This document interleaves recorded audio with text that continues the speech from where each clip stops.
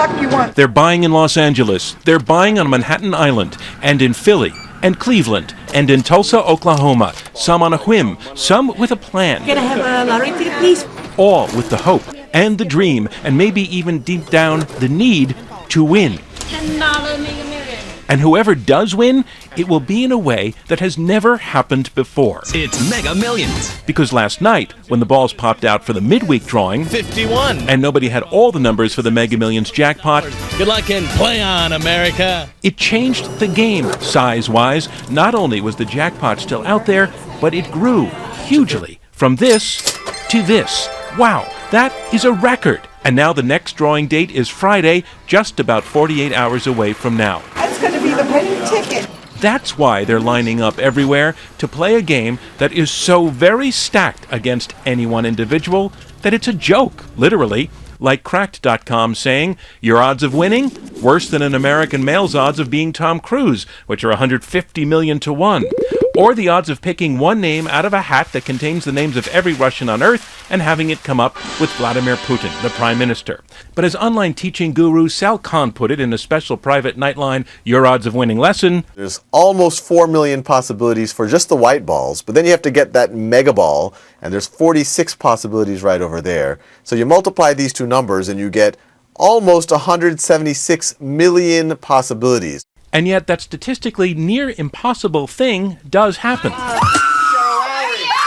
Often enough that TLC could make a series about the winners called Lottery Changed My Life, featuring, for example, grandmother Snooks Burgess, who used some of the money to go skydiving. Oh my God, it was something I never thought I would do, but I always wanted to do that.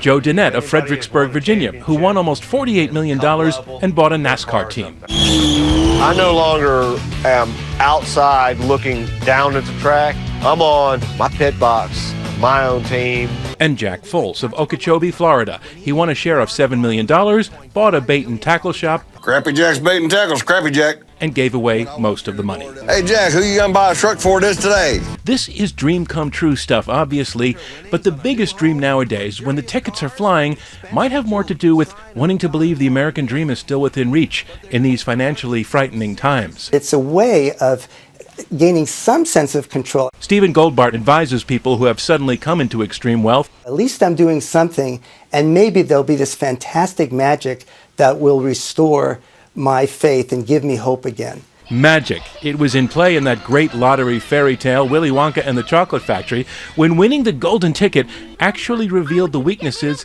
in most of the kids who did win one. They were greedy and selfish and gluttonous. I want an Oompa Loompa now! They were always that way, is the message. But people who win real lotteries Coming into a life-altering amount of money will change your identity. It's simply a matter of how you manage that change. Some people, for example, become big spendthrifts. They just didn't have the money to spend before and no experience in how to spend it.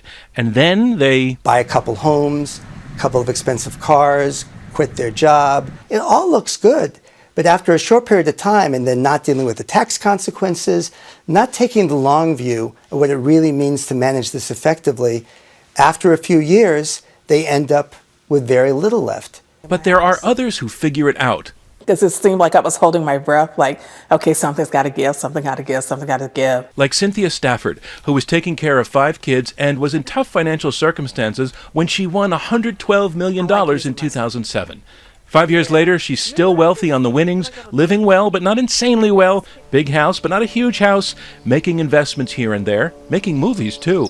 I have a few films, because I did parlay some of my money into a production company. One thing she doesn't have is a fight on her hands, like the one now involving the woman on the left, Emily Leach, who won $1 million in California a few months back on a visit to this store later. And in an apparently generous moment, she bought lottery tickets for other customers. Well, this guy, Blue Shirt, he won $260,000 with the ticket she gave him, which she now says she did in error. A judge will decide who the money goes to.